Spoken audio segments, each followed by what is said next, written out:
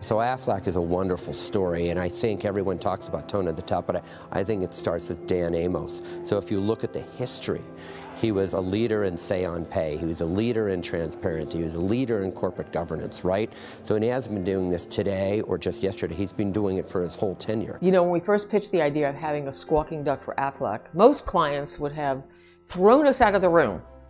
Not Dan. He knew instinctively that breaking through the endless clutter of sappy insurance ads would not only give Aflac huge awareness, but would help America remember the name of his company. And it worked. In fact, awareness of Aflac is now so high that when ducks see other ducks, they immediately think of supplemental insurance. Aflac gets a lot of attention and accolade for our position on diversity. But truth be told, Aflac's position on diversity is really Dan's position on diversity. Dan Amos has never forgotten he's a bulldog. He has been blessing this university for so long. He really cares about our students. He cares about his community. He's worked with so many different charitable organizations and things in his community that people just don't even know about. He's an awesome person who loves the dogs and loves his community. But Dan takes curing kids with cancer personally.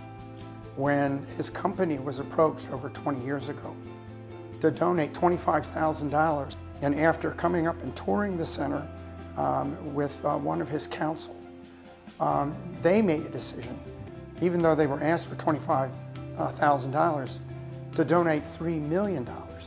When Japan was hit by the great earthquake and tsunami back in 2011, and I think he really showed his great leadership during the time of disaster.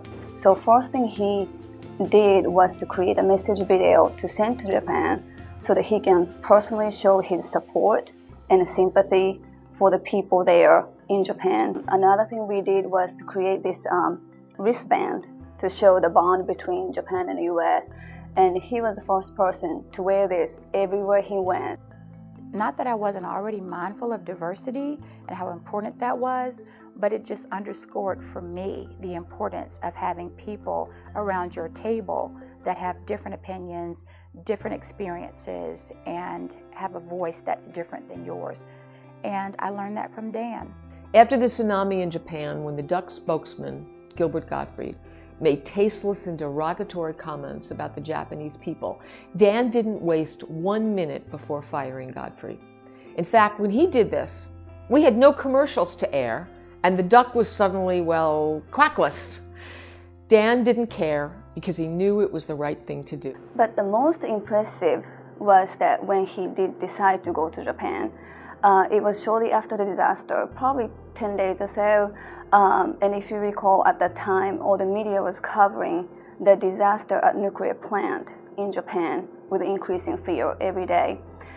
And people were actually getting out of Japan, and Dan did the total opposite. He actually went to Japan. Dan recently chaired a committee to raise over $90 million for the Terry Business School, the most ambitious campaign that there's been to this point. And can you imagine $90 million?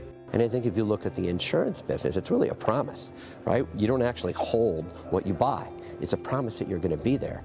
And so I think, you know, Aflac takes that promise very seriously. And I think that's why they're so successful. But it all started with Dan and his vision. He's an amazing human being. And I just wish that more American corporations took after what Dan and the Aflac Corporation have done for kids with life-threatening illnesses. Dan, I cannot think of anyone more deserving of the Blanchard Award for Business and Ethical Leadership, and I'm so honored and proud to have worked with you over these last several years. I'm also honored to call you a friend. Congratulations, Dan.